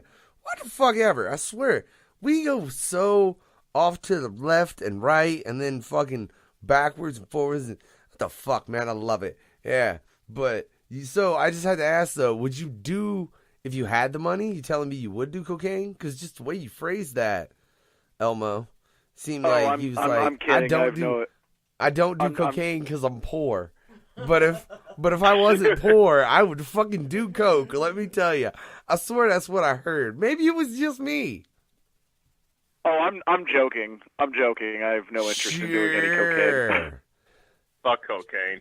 Do you believe him, Chuckles? I mean, I agree with you, but do you believe him? I know he's not cokehead. I know he's not cokehead. Well, I'm not saying he's currently a cokehead. I'm saying I think perhaps if he had the funding to just get in this cocaine, this motherfucker might go Scarface style and be like, say hello to my little friend. You know? Stuff his nose with a big old pile of cocaine and shit. Not giving a fuck. And with the name Elmo, it's so more fucking funny. I want you to think about that.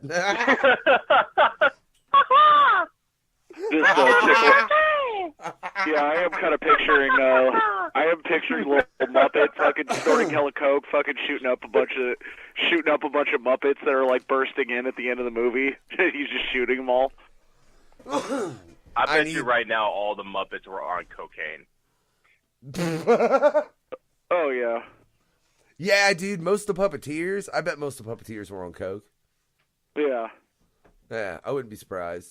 That, like, think about, dude, because I've heard fucking horror stories about that. Like, they were told to stay in character pretty much all the time. So, like, the actors, like, fucking didn't, you know what I'm saying? You imagine that? Yeah, I'm Big Elmo. Bird killed some people or some shit like that, and Elmo's a fucking pedophile and shit. Oh yeah, dude, that's you wouldn't go do that show unless you're some kind of creep or just really fucking weird and whatever. Like I'm not. I don't. You want me to go do Sesame Street? I'll be fucking the dude in the trash can. That's it. Who's like, Like, what for do you real, want? though, the dude who played Big Bird, like, killed people and he buried them in his backyard and shit. What? That's crazy. For real. Some real shit. Big I'll Bird? never look at Big Bird the same. I mean, he was already kind of a creepy character, but now Big he's Bird's really a fucking murderer? creepy. Holy shit.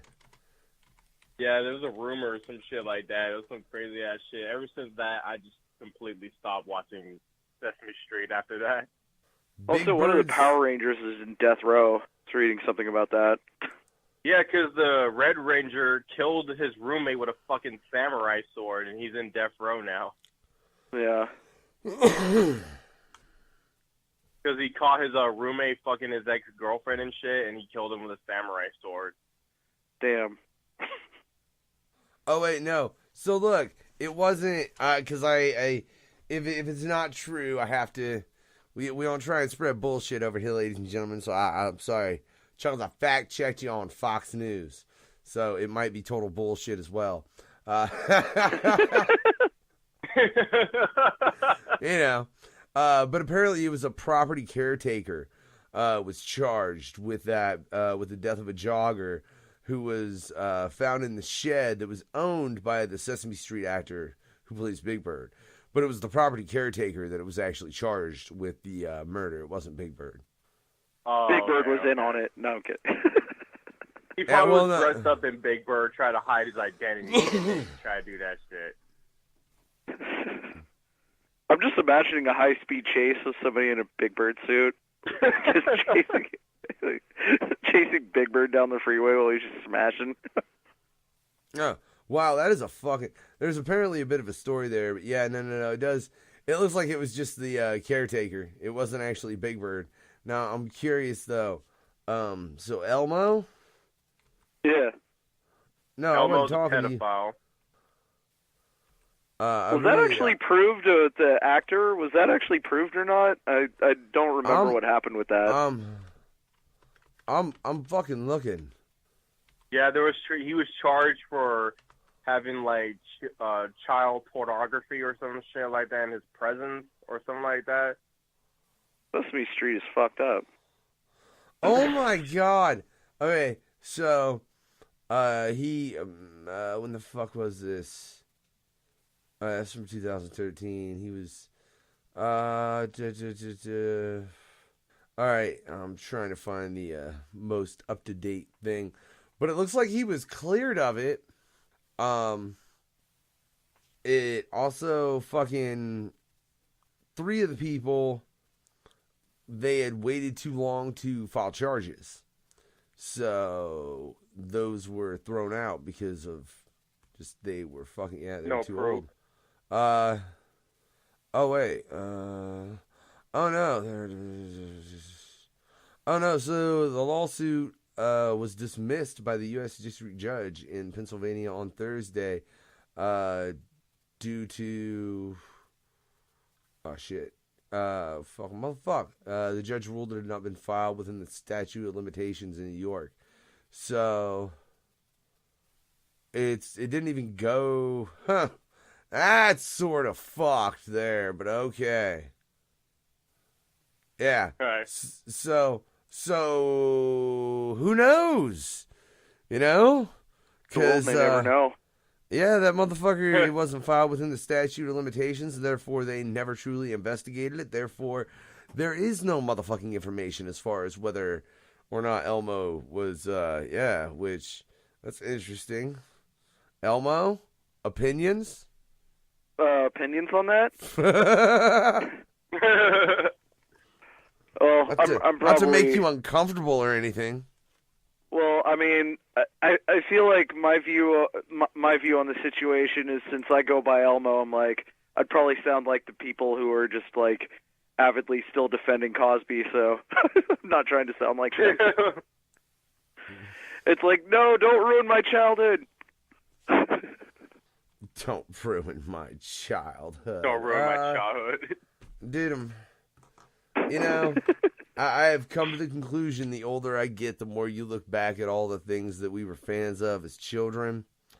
Yeah, there was terrible, terrible shit in and behind all of them. I mean, if you want to just point out like the most obvious, you know, the dude hanging in one of the original cuts of The Wizard of Oz and, you know, shit like that, or the fact that Elmo is fucking charged as a goddamn pedophile and whatever. And God knows if you looked into the fucking horror industry, I'm sure there's some terrible shit. Like, for real. Oh, Jeepers Creepers. Oh, yeah, what was that dude's issue? Jesus. No, fuck that. I don't give a shit. Fuck that prick. We're going to that shit next month. Tribute. This is a George A. Romero tribute. May the man rest in peace. He did great things for the horror industry. Great fucking things. Created a fucking genre and created a fucking library of films that is extensive and cover a great deal of different variety of horror as far as just how it's approached. I mean, from psychological to straight, I'm going to come at you and rip your fucking head off with a monster. And I love it, right? So let's get back to that shit. Yeah. We got way off topic, gentlemen. Well, we did. I know, we were talking about fucking fucked up characters from Sesame Street, and now we're going back to the topic we're supposed to be doing. We're apologizing, ladies and gentlemen. Hey, yeah, for real, ladies and gentlemen, we do apologize, but if y'all have ever listened before, and Elmo, I know you're new to the show, but it's just, it's Chuckles. It's kind of what happens. Yeah. But, yeah, Martin's a great movie. Sure is. It sure is, Elmo. It sure is. Well, I'm still trying to remember. Like, I'm trying to remember if I've ever watched it. I fucking know what's gonna happen, so I'm gonna put it in again and be like, "Oh shit! I remember watching this once back when I was 13 or some shit." You know, I got a real fucked up movie or memory for movies for some reason. I don't know why, guys. I don't. It's weird. Yeah, there's some. The grandfather in Martin is great, dude. He's just like, he just like randomly jumps behind him and goes, Nosferatu, like throughout the whole movie. Yeah. And then I love how at the beginning of the movie too, the grandfather actually tells him that at some point he's going to kill him. And the dude, right. and Martin still moves in and puts all his shit. I'm just looking at Martin like kind of like about to yell at the screen, like, "What are you doing? Don't move in with him." Be like, the rent can't possibly be that cheap. Hey, it may have been, man. You never know. You know. Be like, I'll take a chance of being murdered by my grandfather living here. Like, I don't know. I'd move really quickly. I'd be like, oh, you're gonna kill me at some point? I'm leaving. I'm good. Yeah, see me until 20 years until you pass away. That's just kind of so you wouldn't go chill with your grandpa just because he said he was gonna kill you. I say y'all are a fucking pair of sissies. The hell's wrong with you? I'd be like, Gramps, quit fucking around. Like, you gonna murder me? Ha ha, funny. And then I go in the fucking door because I think he was full of shit. Are you serious? Like, you're fucking funny, Gramps. Come the fuck on. Yeah, but his grandfather's pretty fucking crazy, though. He was, man. Well, even more reason to think when he fucking said that he was going to kill you that he was just full of shit because he's a crazy ass old man. Like, all right, you crazy old fuck. Get in the fucking house. I wouldn't be living in the house in the first place if he told me he was going to kill me and shit. I just would not enjoy that living environment. Where you're looking behind every corner, you never know that when that old fart is going to pop up out of nowhere and shit. It's just the idea that somebody I'm living in a house where somebody wants me to die soon. Hey, there's an idea, Chuckles, but that's for a different show. Feel me? Yeah, I one thing about the movie Martin is that I kept like thinking about how that movie like went completely under the radar because it was such a brilliant fucking movie, and then like it's kind of, you know, it's not a typically brought up horror movie. Like after I wrote the review, I started talking to some of my other horror fan friends, and a lot of people actually surprisingly didn't know about Martin. Like, Dude, just look, a lot of people. I'm a huge fan of George Romero. Yeah. And in going into this tribute, I'm like, I started looking and really researching his shit, and I was like, God damn, I am not as big of a George Romero fan as I thought I was. Firstly, I mean, like I said, I've enjoyed everything I've ever seen by him, but fuck, I didn't realize he had the amount of work that he had that I hadn't seen. Because, I mean, there's quite a few films of his that I'm like, yeah, I'm pretty fucking sure I've never seen that shit. You know? Whatever, he's got a fucking library. Yeah, this one film in general that I really love from George A. Romero, that to me it was more of a mystery thriller than was horror. That has to be The Dark Half was my all-time favorite. Fuck, I tried to watch that a couple days ago for research, and like my computer started fucking up on me. I was so pissed. I was like, no. Yeah. See, what it is like, it talks about the story of George Stark, pretty much. Like, you remember George Stark, right? George Stark? Yeah. It's pretty much like a writer, pretty much. It was actually based on a real person who, I believe, worked with Stephen King and George A. Romero in a different side. But it tells, like, a different side story of him. It was actually based off a novel from Stephen King himself, The Dark Half.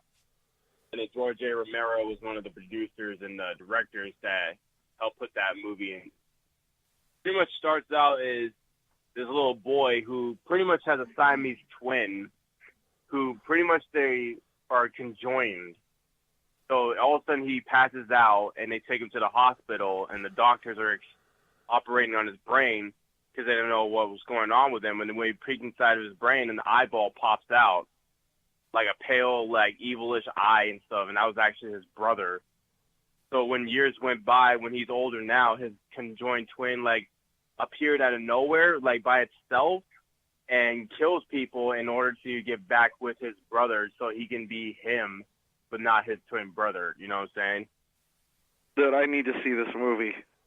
Now I'm even more disappointed that I didn't get to see it a couple days ago, because I feel like from what you just said, this really sounds like a movie I would probably have like a whole separate rant about if I actually got to watch it a couple days ago. But fuck you, computer. How dare you? And I couldn't fucking. I was searching for it. It was one of the two films I honestly really actively searched for to see again, for research purposes for this fucking show. Like, I'm not gonna lie, like 2 days ago, ladies and gentlemen, fuck, she's whatever. I couldn't find that shit. It was slightly annoying. Like, I'm gonna have to use your method though, Elmo, for real. I'm gonna fucking type in the name. So just for that probably does. I've seen that with some older films though, like because they don't give a fuck if it's like so old. They're like whatever, fuck off and fucking watch it on YouTube.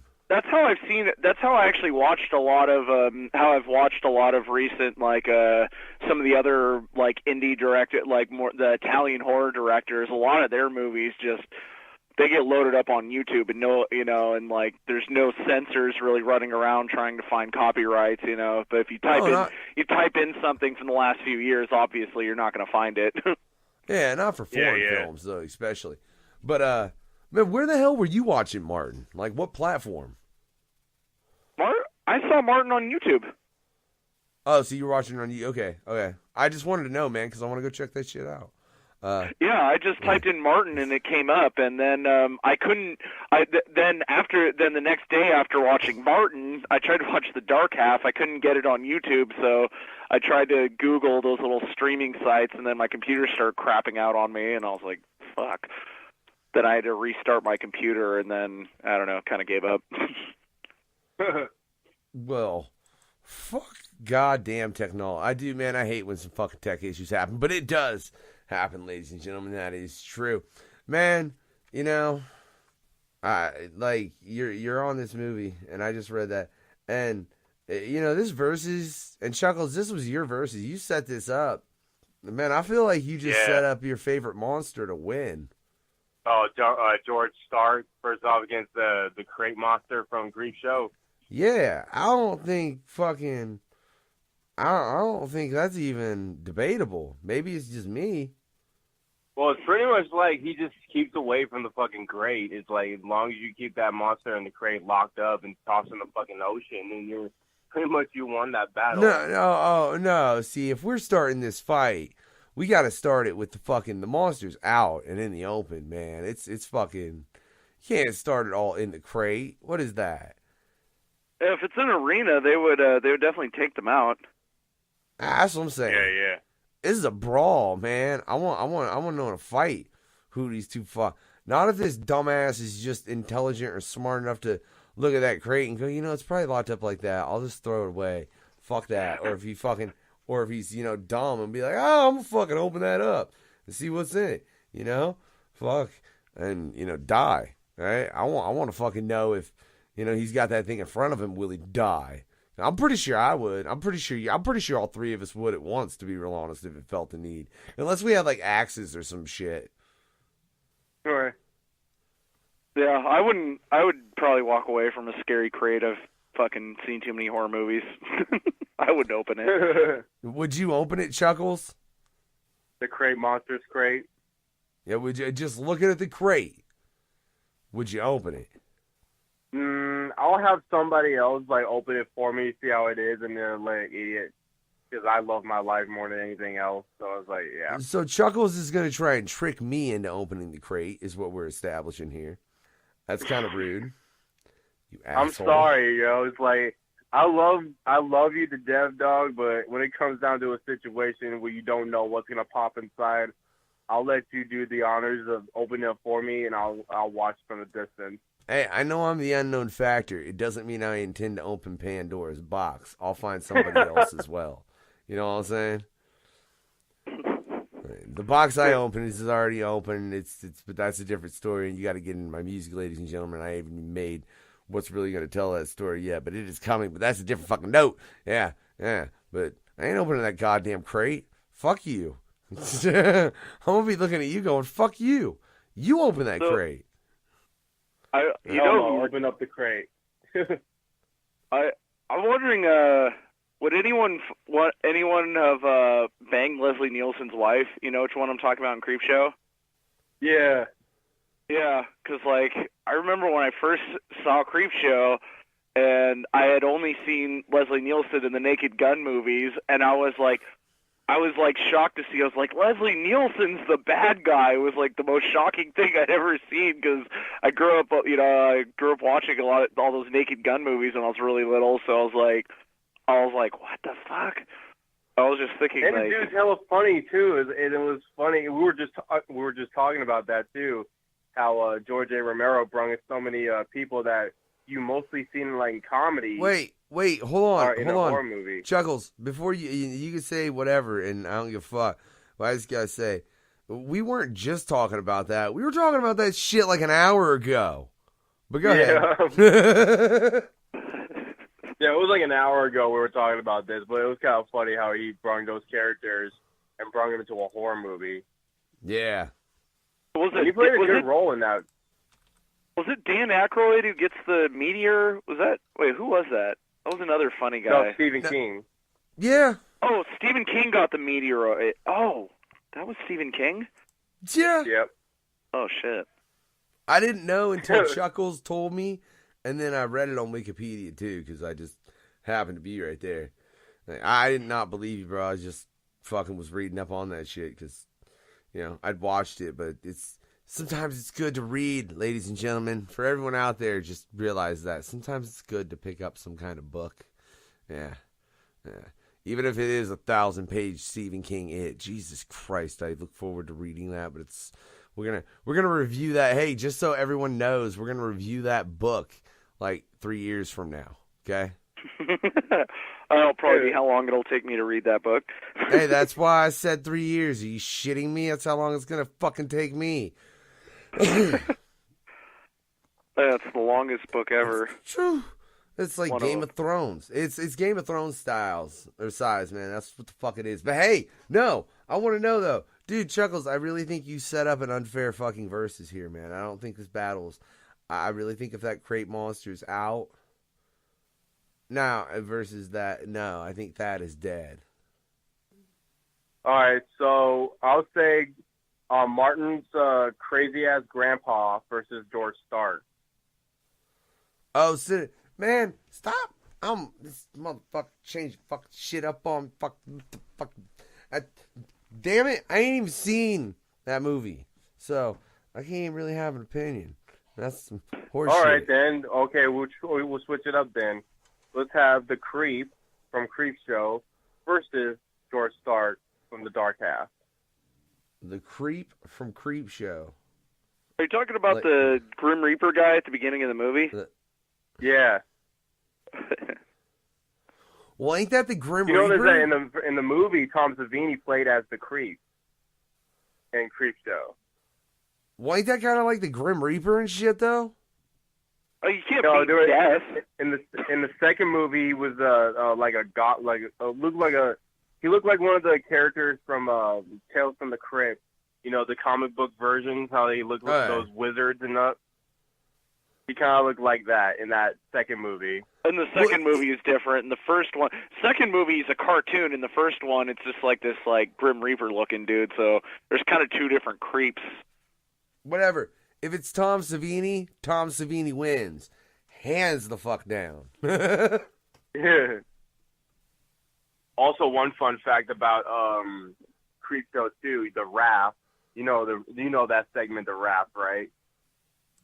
Dude, I needed to watch that again. It was one of those films I haven't seen in so fucking long. Chuckles and fucking. This is why we're still trying to stabilize the radio, ladies and gentlemen, to where it's like, because like I said, we did 3 shows last night. Chuckles, whatever. We put in a lot of goddamn work for this radio this week. You realize that? Because we got one more show, me and you. Yeah, I want to say this one fact before we head out. Go ahead. No, I wasn't trying to rush you out or anything. I'm just saying that's why, like, I have no. I needed to watch. I know I've seen Creepshow too, but it's literally been like fucking forever. Like when I was watching Creepshow earlier today, I was like, oh fuck, I remember all this shit, but it's just been so long. I didn't get a chance to do that with the sequel, unfortunately. Yeah. So one of the cast members who played in that one segment on Creepshow 2, The Raft, he got in the water one time, and the moment they were trying to get done filming, he said he had bad hypothermia that his whole skin turned fucking green. That's hella creepy. Yeah, you're talking about when they're like the guy and the girl end up like stranded on the little fucking piece of wood, and there's just that they know that thing that like shit whatever's in the water it'll just fucking eat them. Yeah, and the moment they got done, because they said that the water was so fucking cold, I think half of them had like bad hypothermia, and I think the one who played the main character who thought was trying to get away, that's when his skin started turning green. It was so bad. That's creepy. Damn. Oh God! See now, yeah. Okay, I was just reading that real quick. I do vaguely remember that. I need the visual to really fully fucking remember though. God, it's been too fucking long. But man, oh. The more you know. Well, no, dude. Look, for real. I swear, what this show in particular is gonna do, it's gonna make it to where I'm gonna be like, hey, babe, we gotta watch these 4 George Romero films. I mean, there ain't really no rush now, thank God. We can just kind of fucking, I'm going to get them and be like, we just watch them whenever the fuck we got time. You know, hell, I honestly might play some of these, ladies and gentlemen, no bullshit, in the background while I'm fucking editing interviews. That's just the truth, you know? I think the one in the water, too, I think that was the only Creepshow skit with boobs. Were there boobs in other ones? I remember those titties. So far, ones that had tits in it. I believe the hitchhiker too. The hitchhiker, right? Had tits in it. Did that have boobs? Now I got to rewatch Creepshow 2 because I've seen Creepshow 2 a couple times. I've seen like Creepshow 1 like a million times. So I gotta get a hard copy of Creepshow 2 also because one of the advantages I have with the first one is that I have it on DVD. Yeah, I think it was Creepshow 2 that showed tits more than Creepshow 1. Were there any boobs in Creepshow 1? I don't think there was. No, unless I missed them. I don't think. Yeah, I can't think of a boob in that one. Yeah, I remember specifically because you know when you're young watching horror movies, you remember all the topless scenes. Pretty much, and then now when you're older, it's like you have short-term memory loss. It's like, oh fuck, was there boobs in this? I gotta rewatch that shit. Oh yeah, there it is. Well, also when you have hours of porn you can stream online for free, it's like a boob shot in a movie isn't going to do that much for you. Right. I was like, oh shit, I remember this scene. I used to jerk off to this scene when I was a kid. Hey, yeah, you know, that's true. Kids nowadays will never know. Like getting that DVD and like, you know, pausing that one moment and being like, yeah, because now it's fucking, you just go on, for real, now it's just you go on, you type on whatever fucking weird kind of shit you want to see, because you can find anything you want to watch on the internet, you watch it, and then you do it, yeah, so that's weird, man. That's a really fucking weird thought. I don't think George Romero would approve. Oh yeah, he probably did approve that. He did. He probably did. I remember being so excited to get copies. This is super dating back young. I had a VHS copy of Barbed Wire and Showgirls. Because there was like hella nudity and like hot chicks in both of them. Now it's like if I tried to watch one of those, I'd be like, now I just need to go back to Pornhub and watch something really weird. Let's not get into that. That's the wife's show, 3 Chicks, 1 Prick, or 3 Chicks, 1 Prick, or Slings, Flings, and Dingalings, which we also play every Sunday night. God damn it. Or the No Fucks Given Hour may get into some weird shit like that, but if we get into sex shit, it's never, ever anything, any kind of fucking normal. And it normally involves midgets. Don't ask me why it normally involves midgets. I can't figure that out, Chuckles. You know why it normally involves midgets? We blame Chaos from 1031 for bringing in the midget. Chaos, it is. Because I remember in the segment, yeah. He said he was checking up some midget on the internet while we had him on the interview. He said, well, there's this one midget that I would just love to suck the farts out of her ass with a straw. There's actually a place that does midget wrestling up north from me, not that far from my house. This is not the Blood Beyond the Mat either, god damn it. It's the Freaky Fucked Up Fear Hour. I swear to God, we cover every topic on every show, but it is No Fucks Given Radio, ladies and gentlemen. Yeah, and I am the Unknown Factor, man, and I swear, I've been trying to do this verses, and then Chuckles changed it up on me, and I demand the crate, I demand the crate monster in this verses, Chuckles. I do. I demand the crate monster. Hear me? We can't take that out, like, because... Wait, what about... the crate monster versus the stuff that's in the water in the sequel? Because if you think about it, the rat, the rat, yeah, because at the end of the crate one, they just throw them back in the water, and that's where the other thing. Maybe the fight would actually between the crate monster and then the other, like the what's it called, the wrath? The slime from the raft. The slime, no. yeah. So it'd be like slime versus the crate monster. No, damn it, that's terrible. Because that shit's like the Blob, man, and then it just fucking wins for everything. Yeah, it was just devoured the crate monster. It was just like the Blob would do. It'd devour fucking everything. It would take the tournament, man, and we need something that's kind of on fair ground. And I don't feel like your other choices were. I feel like all these other motherfuckers would have went out the second they went into the next round. I feel like the crate monster, he's got a chance in the next round. Okay, the cat from hell from Tales from the Dark Side, the movie, versus the crate monster. Oh, perfect. I love it. I love it. I love it. That is the official fight. All right. So it's the cat from Tales from the Dark Side, the movie, versus the crate monster. And it's on. Yes. Oh, I wish somebody needs to fucking take this and animate it some way, somehow. I don't give a fuck. Because that would be, I want to see a cat and that monster throw the fuck down. Oh, man. I want to see that gargoyle statue fight someone. Well, look, no, I want to... Yeah. Don't be changing it. This is perfect. Stop. Well, it is perfect. No It is more, perfect. no more suggestions, gentlemen. Damn it. We're moving forward and figuring out who would win. Because in all sincerity, in this particular battle, you got that fucking monster thing, but then you got a cat that like killed a hitman. Who was paid to kill the cat, but instantly failed to do that.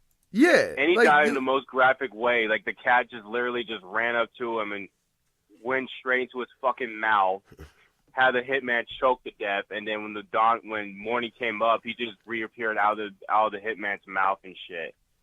See, so that's what I'm saying right there. Like, not only did he take out a hitman, he took out a hitman that was fucking paid to come get his ass and murder him. And he still took out, like, I don't give a fuck. You gonna die, hitman, because I ain't going out. That's a badass cat. Like, man. And I'm not even a fan of cats, but goddamn, that cat was awesome. I got it, man. I'm gonna put the new guy on the spot first, Chuckles. I'm gonna, right? Elmo, who you think's got that? Right? That motherfucking cat or that monster? I'm actually now that I'm really thinking about the Tales from the Dark Side segment, I'm actually thinking the cat might actually win. So you're going with the cat? Is that your final answer? I think so, yeah. All right, the cat. Chuckles? Oh, man, because when you see the abilities of the cat, because when you see in the segment the hitman had a good point view to shoot the cat, but for some reason it never hit him.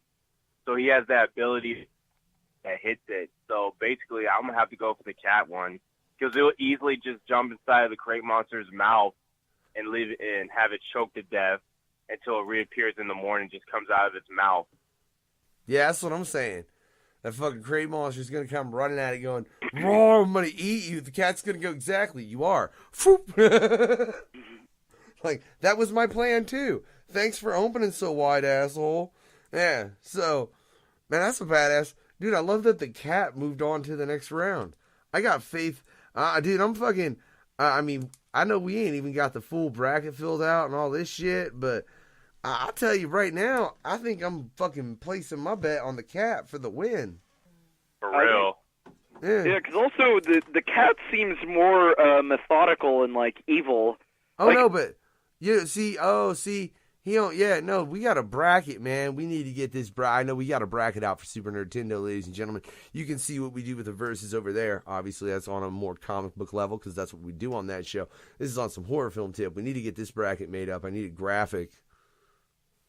Yeah, I just had to stare at the wife for a second. Sorry.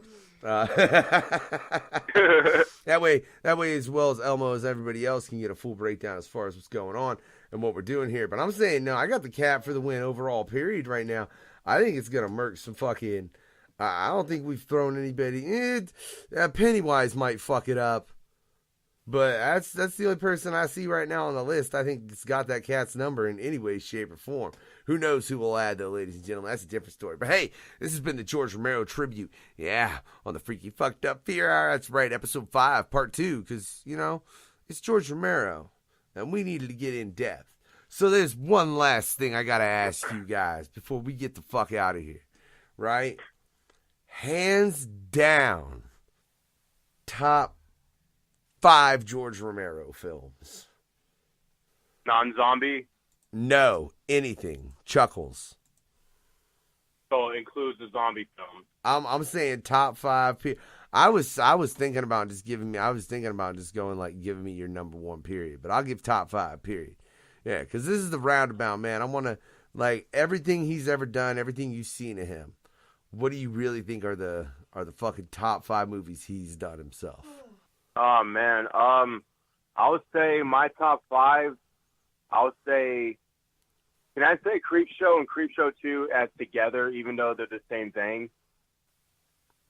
If I put them all together, I can't just say Creepshow 1 and then number 2 Creepshow 2. I feel like they both had to be together, you know what I'm saying? Man, but look, but you could say that about the Of the Dead series in part 2 then. I see, so I don't know if I can allow it, Chuckles.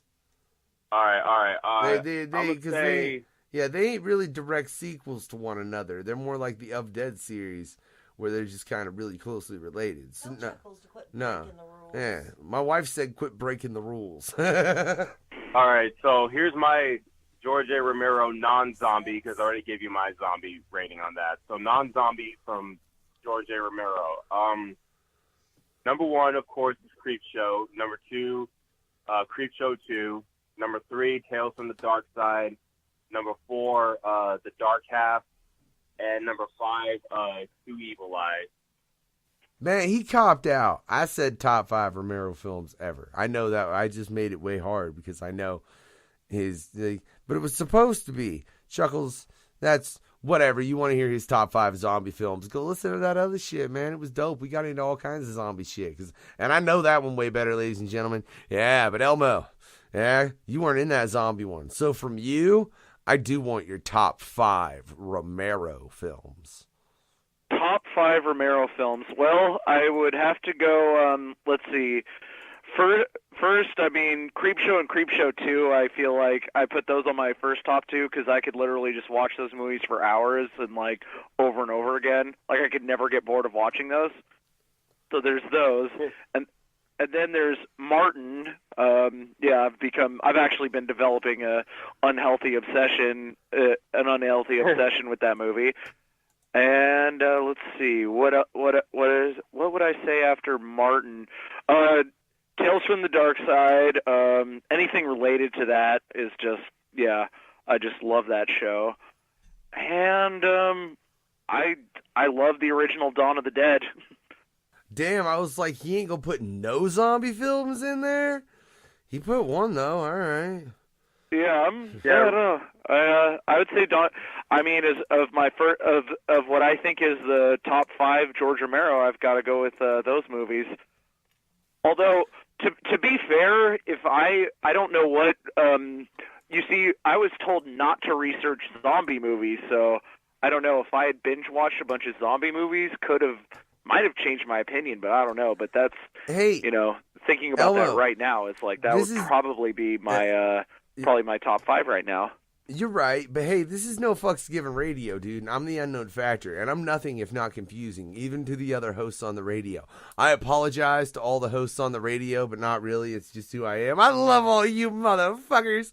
Yeah, what I'm going to do is the top 5 Romero films my ass needs to watch. I think, again, in some cases, maybe in some cases the first time, I'm really not even fucking, like, sure at all, and that's kind of terrible, I think, but, what the fuck ever, man. Like, I really need to watch fucking Martin, especially since that was when him and Tom Savini hooked up. Like, I'd really just like to see the initial start of that. Creepshow 2, motherfucking, The Dark Half, Two Evil Eyes, and, fucking, where's the other one? Oh, and I just need to rewatch The Crazies, because I haven't watched it in so goddamn long. Both of them. Yeah. But fucking based on, like, I gave my top 5 zombie films. I'm going to cop out just like Chuckles did. I don't give a fuck. For real. Fucking blow me. Fuck off. That's my opinion. But, I mean, out of the films that I'd seen of his that were non-zombie films, man, I don't even have 5. That's terrible. But I don't, for real. Out of the non-zombie films he made. That's what I'm saying. I really feel like I need to research the fuck out of George Romero, because, like, the ones I've seen were excellent, that being Creepshow and fucking Tales from... I mean, there's a couple. I don't know. I'm sure I've seen more of them than I think. I just haven't seen them in so long. They've been lost in the madness that is my fucking mind palace. Motherfucker, yeah, but don't mind that. I'm the unknown factor, ladies and gentlemen, and this has been the Freaky Fucked Up Fear Hour. Yeah, at George Romero tribute. Chuckles, any final thoughts? Man, if you're a huge fan of George A. Romero and you want to give tributes to him, man, please and always and forever will watch all of his films and respects, man. That's all I got to say. Rest in peace to George A. Romero. Rest in peace. Elmo, you want to add anything else? I just want to say watch Martin and stay away from cocaine. Cocaine is one hell of a drug. Yeah, it is. That is a true statement and definitely good advice. That's right. And NFGR approved. Man, stay the fuck away from cocaine. But when it comes to George Romero, ladies and gentlemen, well, I'd like to think most of us over here at No Fucks Given Radio, we probably got a bit of an undying love. Rest in peace, George. Know you left a legacy. This is the No Fucks. Whoa, this is the freaky fucked up here. I fucked it up. Do the fucking exit, Yeah, you Chuckles. fucked up bad. Well, you fucking do it then. Whatever. We did, God damn it. We did 2 No Fucks Given hours yesterday. Fucking, and no, I won't. I don't give a shit. This is No Fucks Given Radio. Look, I'm telling you right now, live on the air, if you're listening to the fucking recording, I'm leaving this shit in. I don't fucking give a shit why it's like, you'll edit it out. No, I won't. That takes time. And I mean, I could do it, but whatever. Chuckles, cut the outro. Yeah. Outro. We're going to be playing I Want to Watch You Die by myself, Chuckles. Have a good night, y'all. Yeah. Oh, Have a see, good night. man, but that's not the track I had queued up, man. I got you didn't make me click 10 more buttons. I guess you didn't know that I had Undying Love queued up from Grave Dog, and that's why. See, because I cut a real smooth thing, I just fucked up the end of it, and man, I don't want to click that more fucking buttons, and I already played the fucking track with you, Dark Half, earlier and shit, fucker. Okay, then play fucking Grey Dog's track then. I don't give a shit. I just don't want to click all those buttons. For real. And hey, just fucking spoilers, because goddamn it, that's what we do over here in the Freaky Fucked Up Fear Hour.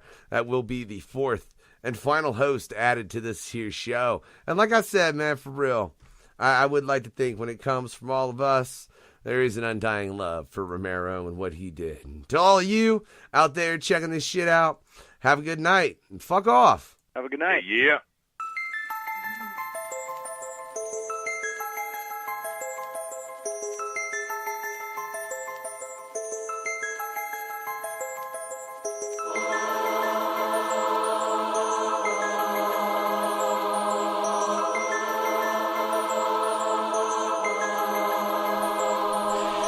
She was, what a sight to behold. I knew she was the one I had to have and hold to grow old with. Didn't know it. She was a ticking time bomb, bad heart exploded. I was devastated, now I'm making funeral arrangements. We just got married, gonna bury, no cremation. I need her body whole when I come to visit. I sit around by myself, tripping with these morbid visions. Now I'm stuck with this idea of digging her up.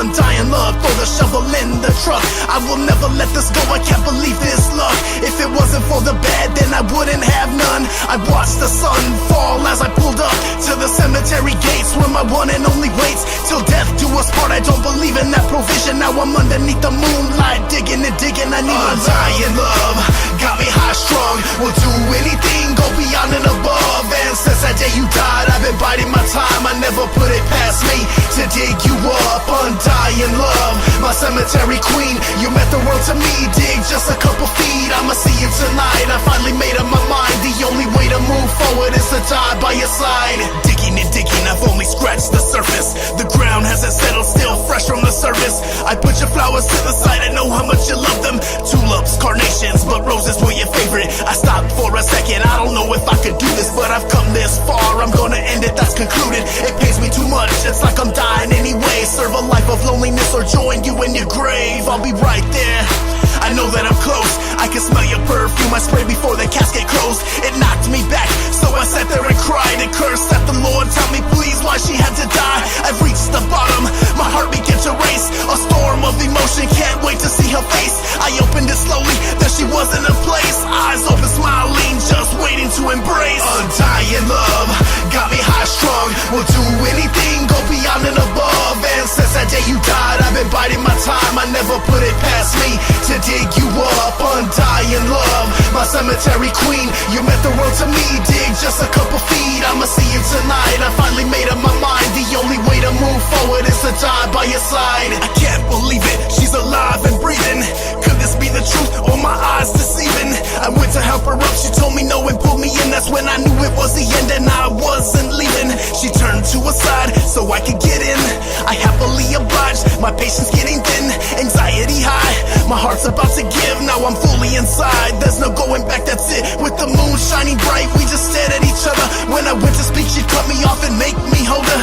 We laid there in silence, and then I felt a change. I looked back at her, she was dead, no mistake. Her skin was like wax, and her eyes were gray. Now my stomach's in my throat, I know I must have gone insane. I'm ready to go, so I grabbed the casket top. Fade to black as it shut, that's when my heart finally stopped. Undying love, got me high strung. Will do anything, go beyond and above. And since that day you died, I've been biding my time. I never put it past me to dig you up. Undying love, my cemetery queen. You meant the world to me, dig just a couple feet. I'ma see you tonight, I finally made up my mind. The only way to move forward is to die by your side. To die by your side, to die by your side, to die by your side, die by your side, die by your side, die by your side, die by your side, die by your side. Undying love, got me high strung. Will do anything, go beyond and above. And since that day you died, I've been biding my time. I never put it past me to dig you up. Undying love,